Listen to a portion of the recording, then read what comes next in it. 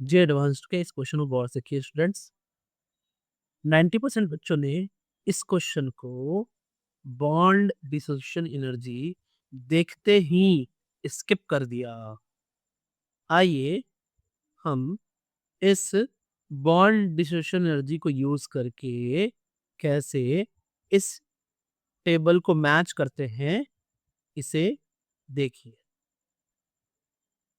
The amount of energy required to break a bond is the same as the amount of energy released when the same bond is formed.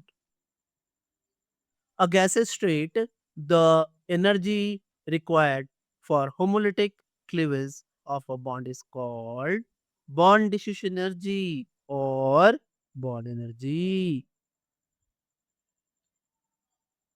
BD is affected by S character of the bond and stability of the radical formed.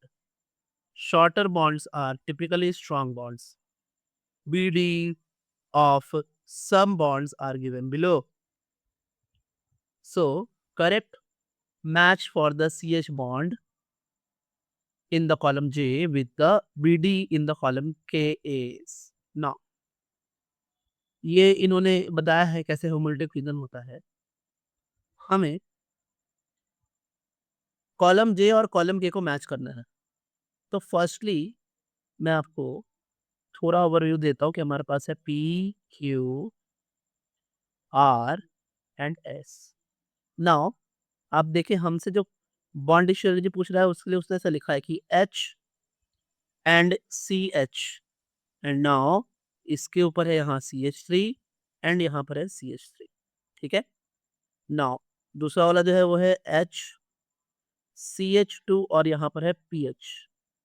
तीसरे वाले में है H, this is CH double bond CH2 and उसके बाद जो last है उसमें है H C triple bond CH।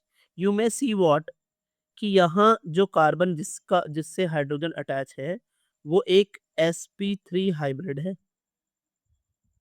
यहाँ पर भी sp3 हाइब्रिड है लेकिन साथ में pH है तो sp3 हाइब्रिड प्लस रेजोनेंस होगा। ठीक है। दूसरे वाले में sp2 हाइब्रिड कार्बन है और लास्ट वाले में sp हाइब्रिड कार्बन। ठीक है। बॉन्ड जब टूटेगा तो यहां पर बन सकता है रेडिकल, यहां बन सकता है रेडिकल, यहां बन सकता है रेडिकल, यहां बन सकता है रेडिकल।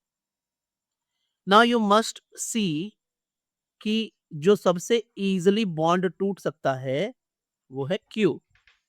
सबसे इजीली जो बॉन्ड बन सकता है, बॉन्ड टूट सकता है, बनना नहीं एक्चुअली टूटना, जो सबसे इजीली बॉन्ड टूट सकता है वो है क्यू। रीजन sp3 हाइब्रिडेशन साथ में रेजोनेंस। तो मैं यहाँ नंबर दे रहा हूँ, ये रोमन नंबर से डिफरेंट है। मैं यहाँ दे रहा हूँ कि सबसे कम अगर बॉन्ड डिश एनर्जी किसी की होगी तो वो होगी क्योंकि उसको मैंने 1 दे दिया। 1 न्यूमरिक 1 2 3 नॉट रोमन। रोमन पे हम आएंगे बाद में।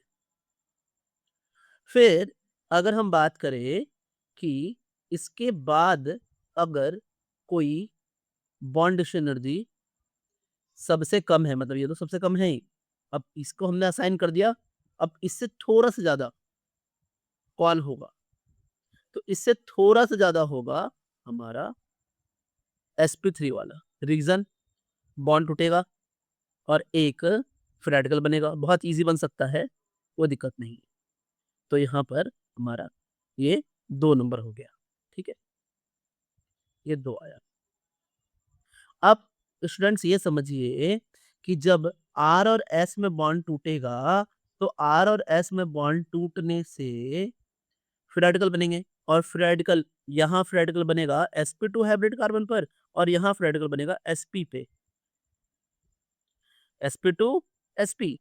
ना समझिएगा sp2 और sp पे रेडिकल बनाना थोड़ा टफ है।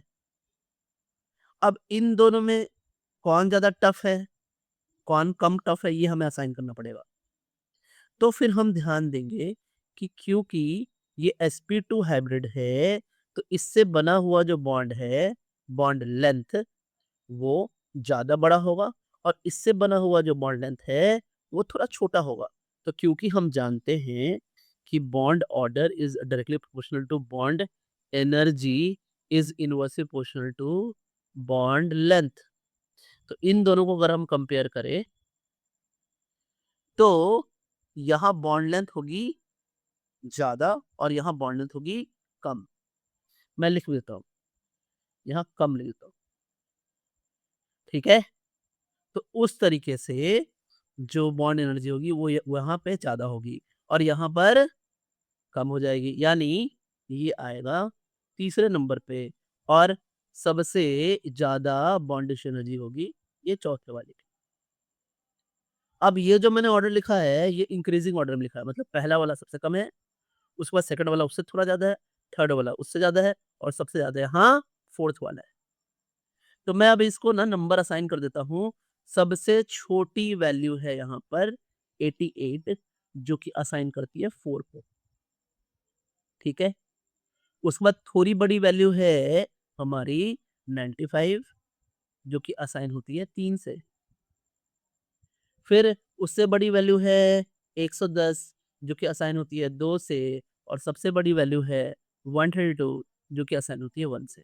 सो यू मे सी कि P के लिए 3, Q के लिए 4, R के लिए 2 और S के लिए 1 and this is matches directly to option A. Final answer is option A. Students, stay tuned.